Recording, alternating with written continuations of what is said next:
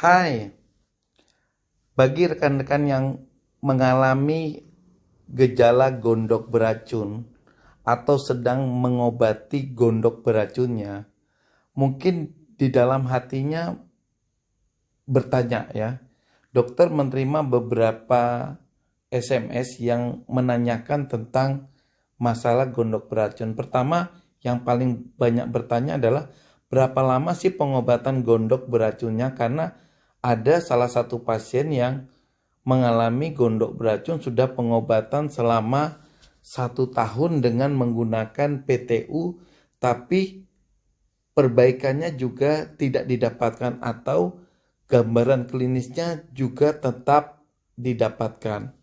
Yang kedua adalah benjolan di lehernya itu tidak pernah hilang walaupun gejala gondoknya berkurang. Nah, ada juga beberapa pertanyaan yang lainnya. Nah, untuk itu mari kita bahas tentang gondok beracun ini, apa saja sih sebabnya?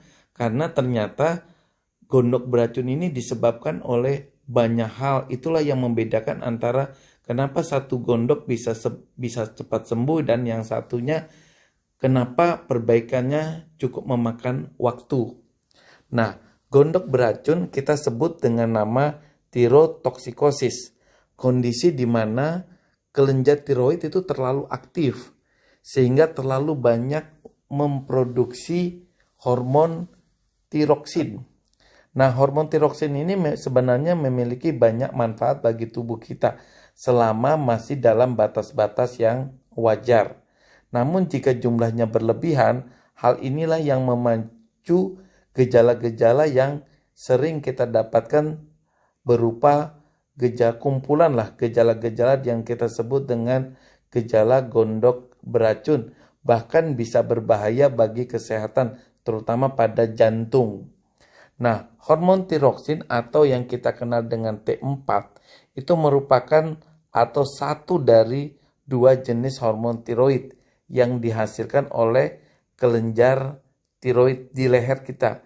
Nah, kelenjar tiroid ini tepat berada di depan leher kita, di depan tenggorokan kita, yang berperan penting dalam mengatur metabolisme tubuh, kinerja daripada organ-organ di dalam tubuh kita, seperti misalnya mengatur irama jantung, saluran pencernaan, otak, kesehatan tulang, dan otot tubuh kita. Jumlah hormon tiroid diatur oleh otak agar tidak terlalu banyak ataupun terlalu sedikit. Ketika hormon tiroid dihasilkan secara berlebihan, maka hal ini mampu mengganggu kesehatan seseorang. Salah satu kesehatan yang sering terjadi adalah kelebihan daripada hormon tiroksin yang kita sebut dengan tirotoksikosis atau bahasa sehari-hari gondok beracun. Nah, gejalanya berupa apa? Kadang pertama berupa penurunan berat badan yang hebat. Orang ada yang mengalami penurunan berat badan 6-7 kilo dalam hitungan bulan. Kemudian jantung kita berdetak lebih cepat.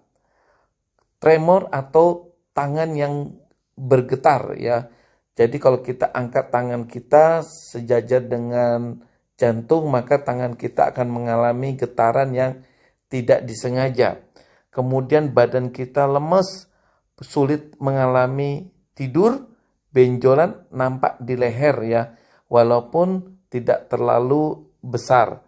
Kemudian pasien-pasien yang mengalami gondok beracun umumnya tidak tahan terhadap suhu panas, berkeringat berlebihan, dan sering buang air besar atau sering mengalami diare. Nah, penyebabnya apa saja sih gondok beracun ini? Pertama adalah penyakit Graves.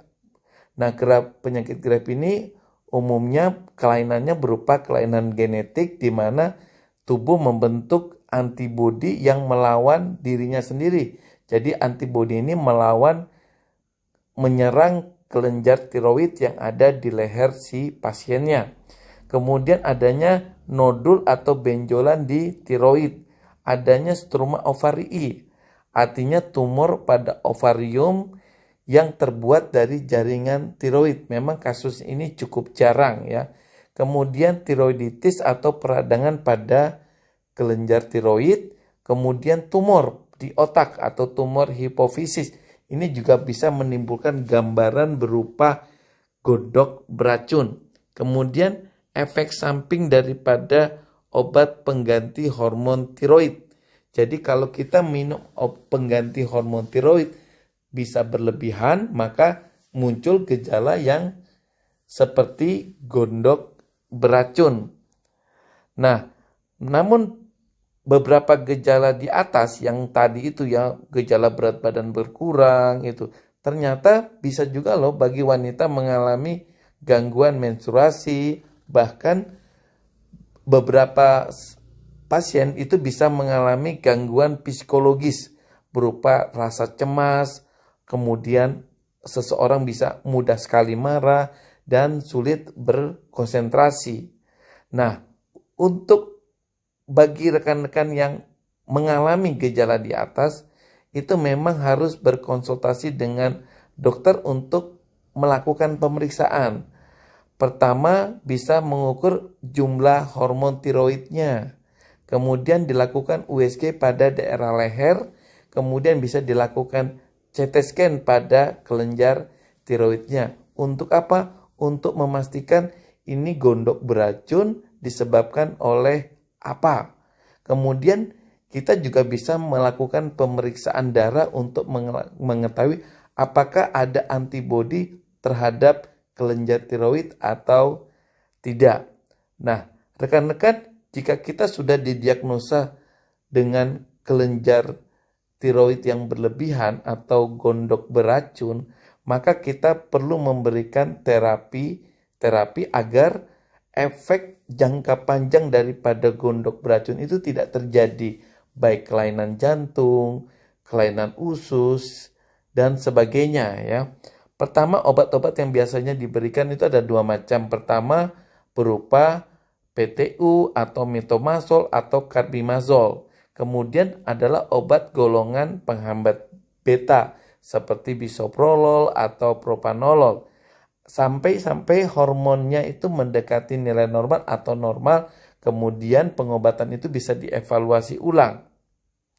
Kemudian bisa dilakukan pengobatan tambahan berupa apa? Operasi tiroid jika memang pengobatan dengan obat-obat yang dokter sebutkan di atas itu tidak menghasilkan hasil yang bagus atau gejalanya makin berat sehingga operasi pada tiroid ini bisa menjadi pertimbangan.